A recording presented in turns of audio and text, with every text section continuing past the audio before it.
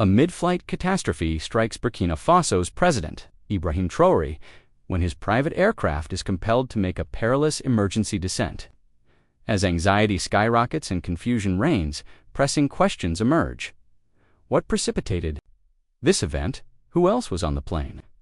This report meticulously reconstructs the complete sequence of events, incorporates first-hand testimonies, and delves into the stunning consequences that nobody could have anticipated. The private airplane traversed the serene West African expanse. Within its cabin sat President Ibrahim Traoré, en route to a clandestine summit intended to broker harmony between two adjacent territories.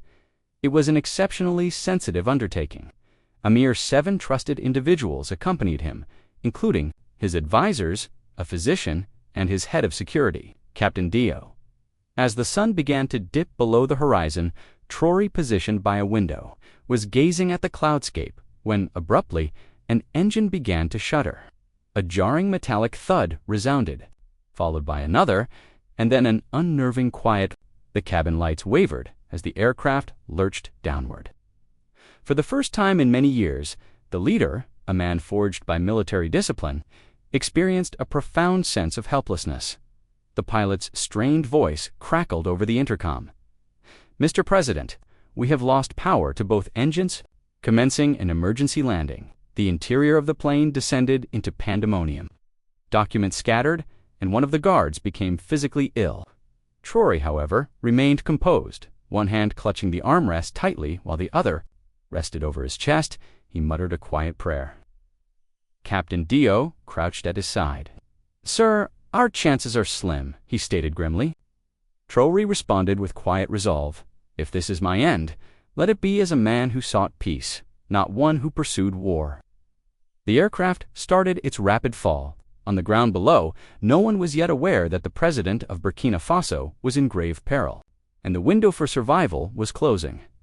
Night had fully enveloped the landscape when the jet's wings scraped the top of a tree. The pilot, breathing heavily, caught sight of an expanse of open land, dusty, untamed field that was just barely adequate. Uttering a silent prayer, he wrenched the controls. The plane made a violent impact with the ground, skidding and jolting as metal shrieked against the terrain. The cabin was filled with screams and the sound of shattering objects, and then an abrupt stillness. Smoke began to curl upwards. One by one, the passengers began to stir, met with the sight of bloody noses, broken glass, and their own trembling hands, yet there were no deaths. The president's safety harness had broken, and he was slumped over in his seat. Captain Dio scrambled to his side, his heart hammering in his chest. "Mr. President, wake up." "Ibrahim, please." Traoré let out a groan. A gash was bleeding on his forehead, but his eyes fluttered open. "Did we make it?" Dio laughed and wept simultaneously. "Yes, sir, you are alive. All of us are alive." They were completely disoriented, with no functional GPS, no radio communications, and no mobile signal. There was only the wilderness, the sounds of the night, and a tense quiet. Inside the damaged fuselage, an advisor gripped a shattered phone. "The world outside believes we are still flying." It was at that moment they detected it, the sound of footsteps approaching from the surrounding bush. There were several sets, moving with an unfamiliar, irregular rhythm. Drawing their weapons, the guards formed a protective circle around the president. The great unknown was just beginning. Was this disaster a matter of chance, or was it the result of a meticulously orchestrated plan? The first person emerged into the clearing. He was dressed in old sandals and frayed trousers, with a scarf wrapped around his lower face. More figures appeared behind him, young, silent, their eyes reflecting the dim light, with weapons carried over their shoulders. A guard yelled, "Don't come any closer." But their leader raised a hand deliberately and spoke in a placid tone. "We have no intention of causing harm. We witnessed the plane fall and came to offer assistance." A tense quiet hung in the air. Traoré, leaning on Dio for support, spoke with a voice that, while feeble, was unwavering. "Let them talk." The stranger unwound his scarf. He appeared to be no older than 25. "My name is Issa. We are from a nearby village. We're hunters. You came down close to our land." Dio whispered, "This could be an ambush," Traoré countered, "or it could be a blessing." The guards lowered their firearms. Issa led the party, directing them toward a deserted shed nearby. They transported the president with care, bandaged his wound with a clean child's shirt, and offered them water from an earthenware jug. A young girl, who couldn't have been more than 9 years old, held President Traoré's hand throughout the night. As the group finally found some rest beneath the starry sky, they were oblivious to the fact that back in the nation's capital, the news had just been released. The presidential jet was missing, its location unknown. A wave of panic was poised to engulf the country. In Ouagadougou, the report landed with the force of a thunderclap. Presidential aircraft gone. Last known contact at 1842 GMT, the airwaves erupted with alarm as speculation ran rampant. Was it sabotage, an act of betrayal, or a simple mechanical failure? Within the presidential palace, the Emergency Council convened. Government ministers paced anxiously while generals issued sharp commands. The head of the military balled his fists. If President Traoré is gone, this nation could descend into anarchy. Yet one individual refused to succumb to the panic. Adoua, a young journalist operating a small online blog, recalled the president's final words from a recent interview. Burkina Faso must be sustained by love, not by fear. AWA started a Live Update feed, committing to factual reporting over sensationalism. We do not have all the facts, but we know the man he is, a peacemaker, a leader who is attentive to his people. Let us refrain from spreading alarm. Let us offer our prayers and be patient. As her message disseminated, thousands rallied behind her. Back in the village, ignorant of the spreading turmoil, Traoré sat near a fire, encircled by the villagers. A woman gently placed a hand on his shoulder. "We do not know your identity, sir, but we see in your eyes the burden of a nation." He managed a faint smile. "You are perceptive." The president of Burkina Faso was receiving a lesson in humility. Through silence, as the world anxiously awaited news, dawn arrived over the forest clearing. The president, sore and bruised, was assisting an elder with stirring millet porridge. No one afforded him any special treatment, and for some reason, this brought him a sense of comfort. Meanwhile, back at the palace, Captain Dio's aide made a startling discovery within the jet's black box recordings, a corrupted flight signal that was scrambled. Just moments before, the engines gave out. It was an inside job sabotage. He hurried to report his findings, but was intercepted by an enigmatic man in a suit. "You are delving too deep. Remain quiet." The assistant discreetly slipped a small envelope into his boot and walked away, trembling. Evening, the president sat with Issa, the young villager who had first found them. "You put your life on the line for us, for strangers," Traoré remarked softly. Issa responded, "My father perished in a war that was ignited by falsehoods. If lending a hand can foster peace, I would do it without hesitation." Traoré reached into his pocket, took out a small notepad, and jotted down a message. He handed it to Issa. "Hold on to this. If I do not survive this, deliver it to your local leader. They will understand its significance." Outside, the wind howled, and somewhere, an unknown party wished for him to never return home.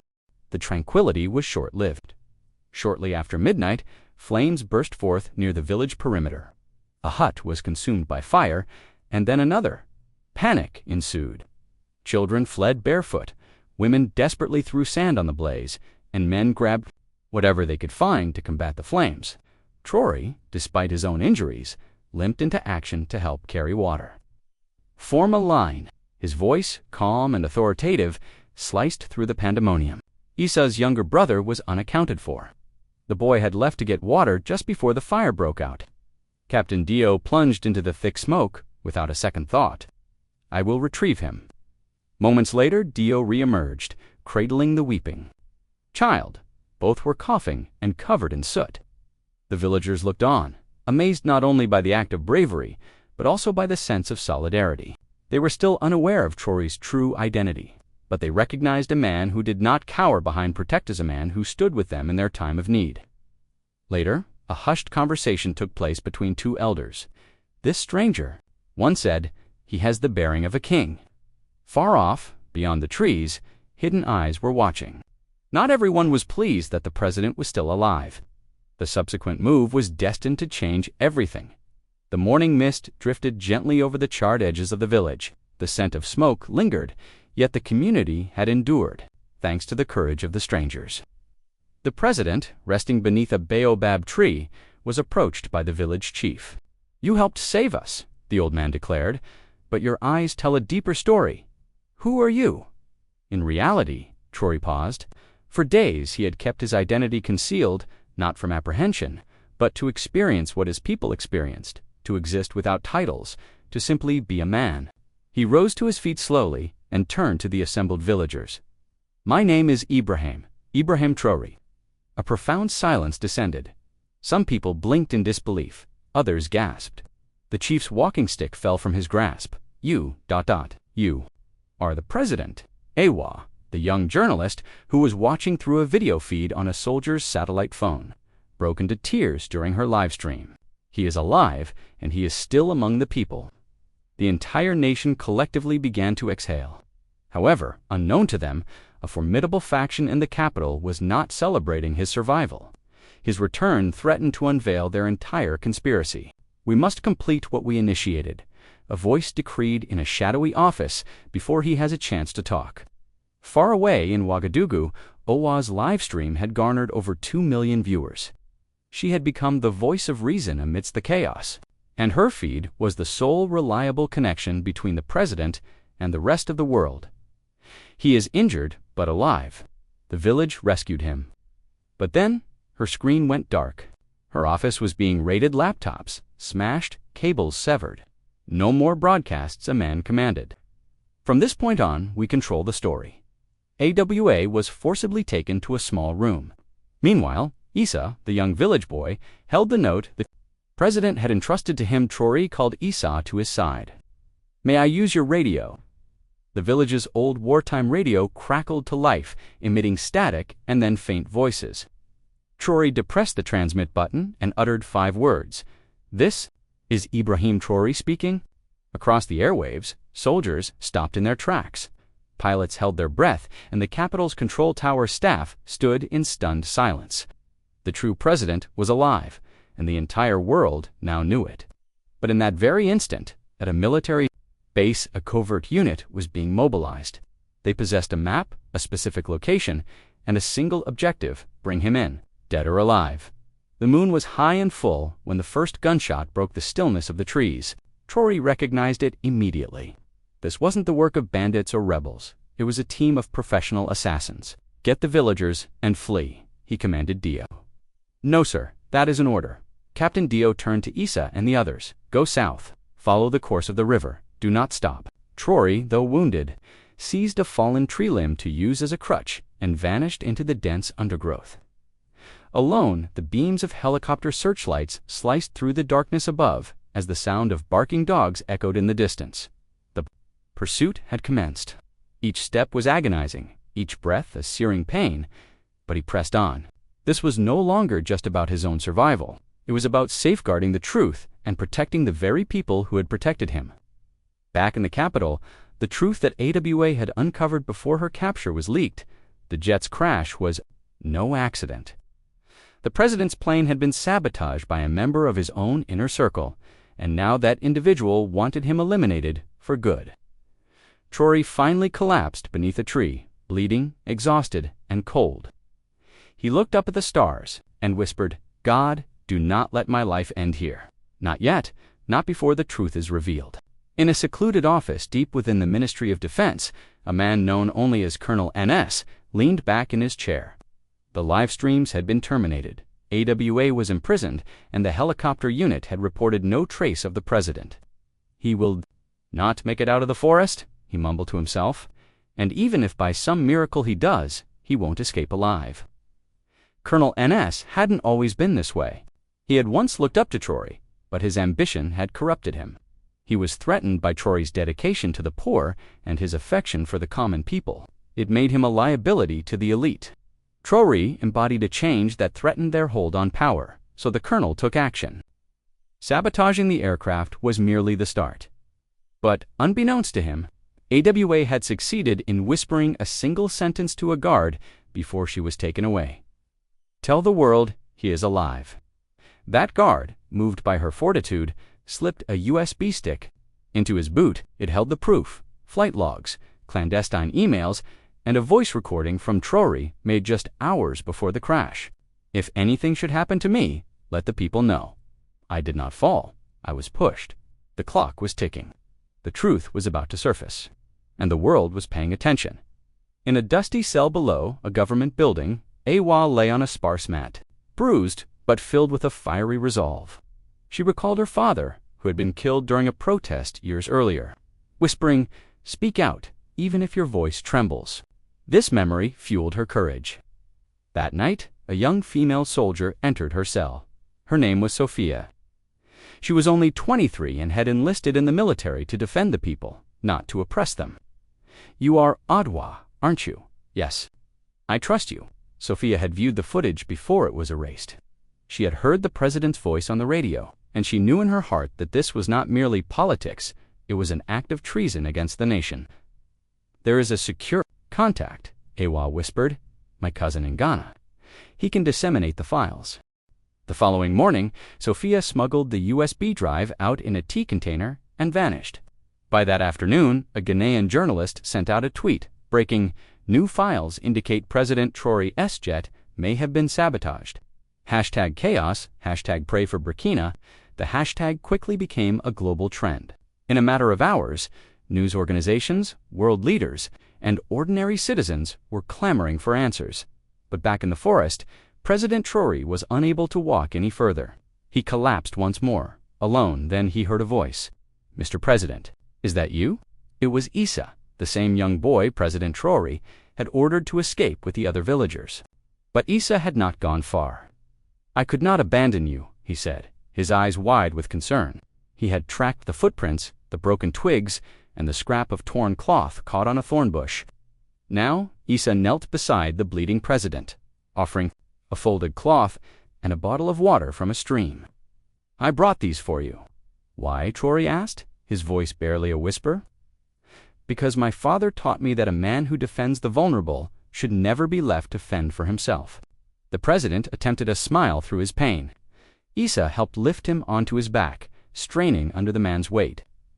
"I may not be strong," Issa said, clenching his jaw, "but I am brave." For hours on end, the boy dragged, pulled, and supported the president through the dense foliage, following a trail that only he could discern. Meanwhile, the truth was spreading like wildfire across the globe. News outlets from France to South Africa were now running headlines. President Traoré possibly targeted in assassination attempt, child hero aids in escape. But their adversary was not yet defeated. The colonel had deployed drones, and they had just acquired a lock on Issa's position. High above the forest, 2 drones emitted a low hum, like malevolent insects. In a remote control center, Colonel NS observed the infrared display showing 2 heat signatures, one adult, one child, barely moving. "That is him," he whispered. "Authorize the strike." The operator paused. "But sir, there is a child present. I gave you a direct order." But just as the drone was about to launch its weapon, something unforeseen occurred. A bolt of lightning tore across the sky, followed by a deafening clap of thunder that vibrated through the trees, momentarily disrupting the drone's video feed. In that brief window, the incredible happened. A group of nearby farmers, alerted by Issa's shouts and the news spreading online, had charged into the forest armed with flashlights and machetes. "We recognized his face from the television," one farmer exclaimed. "That boy saved our president." They formed a human shield around Traoré, their bodies protecting him. More villagers came, bringing more flashlights and more raised arms. The drones were forced to retreat. They could not fire. Now they were too late. The people, the very people for whom Traoré had risked everything, were now his protectors.